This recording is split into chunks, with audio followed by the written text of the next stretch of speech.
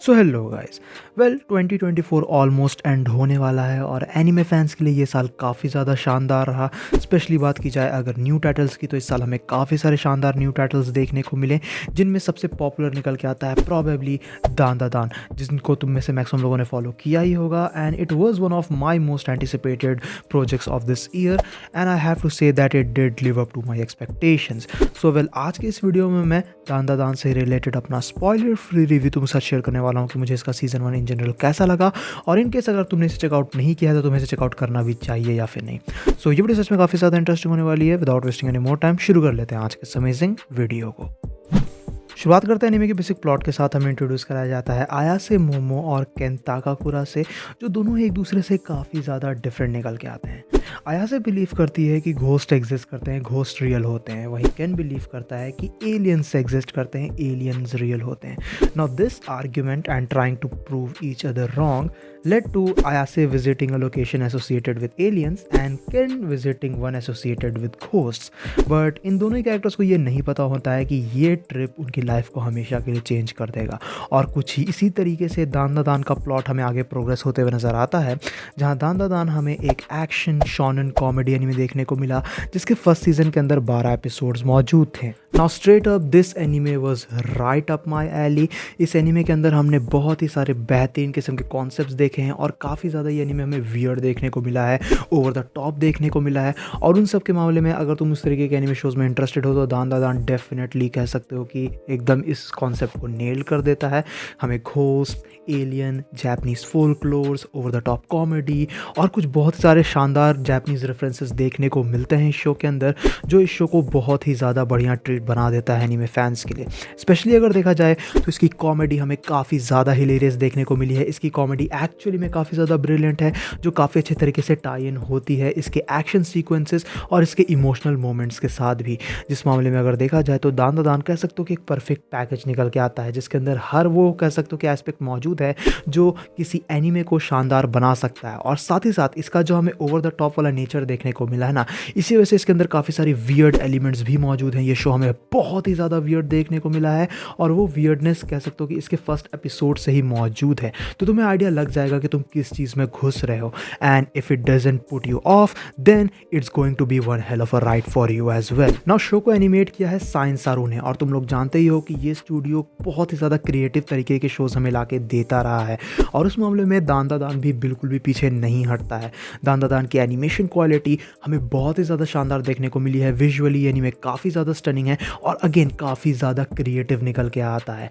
और उसी के साथ साथ अगर देखा जाए तो इसकी ओवर द टॉप वियर्डनेस कहीं ना कहीं मुझे किल ला किल और फुली कुली जैसे एनीमे की वाइब्स दे रहे थे। आई एम नॉट गोना से कि it's as good as those shows, but it's still pretty damn amazing.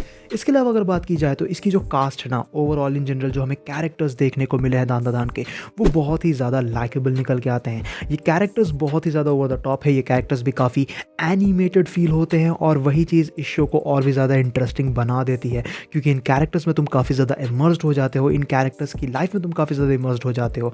और ये कैरेक्टर्स हमें इतने ज़्यादा ओवर द टॉप और कह सकते हो कि अपसर्ड सिनेरियोज से होते हुए नजर आते हैं, जो चीज़ इसे और भी ज़्यादा इंटरेस्टिंग और हिलेरियस बना देती है। दान दा दान सिर्फ एक एक्शन शॉनन ही नहीं है, इसके अंदर हमें प्रॉपर कह सकते हो कि रोमांस का एस्पेक्ट भी देखने को मिलता है, जो स्टोरी के मेन एलिमेंट्स में से एक है, जो कॉन्स्टेंटली तुम्हें प्रेजेंट देखने को मिलेगा ही। साथ ही साथ स्टोरीज मल्टीपल आर्क्स में डिवाइडेड है, तो एक तरीके से तुम कह सकते हो कि कोई एक मिनी आर्क रहेगा जो 3 एपिसोड्स चलेगा, फिर हम एक डिफरेंट आर्क की तरफ जंप इन करते हैं, तो एक एपिसोडिक नेचर हमें देखने को तो मिलता ही है, लेकिन साथ ही साथ एक लीनियर स्टोरी टेलिंग भी चलती रहती है। तो इन जनरल हमें काफ़ी बेहतरीन किस्म का बिल्डअप और एग्जीक्यूशंस देखने को मिलते हैं, और इन सब के ऊपर से कुछ अनएक्सपेक्टेड इमोशनल एलिमेंट्स भी मौजूद हैं, जो तुम्हें डेफिनेटली हार्ड हिटिंग लगेंगे, क्योंकि तुम वो बिल्कुल भी एक्सपेक्ट नहीं करते हो। नाउ मैंने दान दा दान के बारे में काफ़ी सुना था, मैंने इसकी मांगा नहीं पढ़ी थी, because I was waiting for the anime adaptation, और इतने शानदार एनिमे अडेप्टेशन के बाद तो मैं कह सकता हूँ कि मैं मांगा की तरफ बिल्कुल भी जाने वाला नहीं हूँ। I am gonna wait for season 2, जो ऑलरेडी अनाउंस हो चुका है 2025 के लिए। लेकिन ये चीज़ भी निकल के आती है कि जो इन जनरल एक चीज़ है जो मुझे बिल्कुल भी पसंद नहीं आई दान दा दान की, वो ये था कि इसके अंदर हमें सिर्फ 12 एपिसोड्स देखने को मिले थे। A show like this does deserve at least 24 episodes, और वो 12वां एपिसोड जो था वो हमें एक बहुत ही ब्रूटल क्लिफहैंगर के साथ एंड होते हुए नजर आता है। So that's going to be a huge negative in my opinion. But other than that this anime is is just absolutely amazing. ये एनीमे तुम्हें बहुत ही ज़्यादा फ़नी देखने को मिलता है, एक्शन पैक्ड देखने को मिलता है, इसमें रोमांस है और इन जनरल अगर तुम्हें बैटल फैंटेसी जैसे शोज़ पसंद आते हैं तो भी तुम्हें ये शो काफ़ी ज़्यादा पसंद आएगा। Compare to all the other battle shonen ये कह सकते हो कि डेफिनेटली स्टैंड आउट करता है और बहुत ही ज़्यादा हमें रिफ्रेशिंग और फ्रेश देखने को मिला है। आई मीन तुम लोग जानते हो, तुम में से जो लोग भी मेरे चैनल को फॉलो करते हो तुम्हें पता ही है कि I am not that big of a fan of battle shonens, but I still enjoyed the hell out of दान दान because it was absolutely amazing। इसका कह सकते हो कि इन जनरल हर एक एस्पेक्ट मुझे काफ़ी ज़्यादा पसंद आया।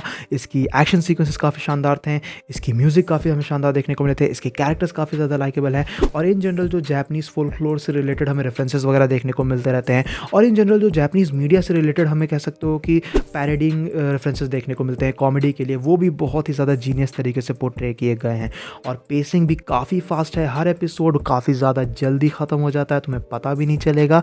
सो बिंज वॉच अगर तुम इस शो को करने वाले हो so it's going to be amazing. आखिर में अगर बात की जाए दान दान से रिलेटेड मेरी रेटिंग्स की तो मेरी रेटिंग्स रहेगी 8.5 आउट ऑफ 10 की। I really wish there were more episode in this season, but so far जितना हमें देखने को मिला है this is one of the most refreshing take on a battle shonen I have seen in a while. So मेरी तरफ से ये शो हाईली रिकमेंडेड है।